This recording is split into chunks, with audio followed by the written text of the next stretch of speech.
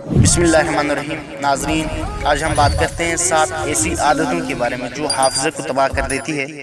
तो चलिए वीडियो को स्टार्ट करते हैं।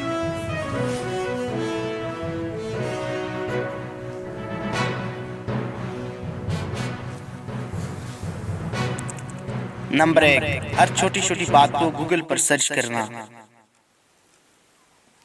नंबर 2, टीवी का ज्यादा देखना। नंबर 3, लोगों से कम मिलना जुलना और उनसे कम बातें करना। नंबर 4, एक ही वक्त में कई कई कामों पर तवज्जो देना और उन्हें करने की कोशिश करना। नंबर 5, सुबह नाश्ता न करना। नंबर 6, नींद पूरी न करना। नींद पूरी न करने से भी दिमाग कमजोर हो जाता है। माहिरीन के मुताबिक 7 से 9 घंटे नींद करना जरूरी है। नंबर 7, सिगरेट पीने से भी दिमाग कमजोर हो जाता है।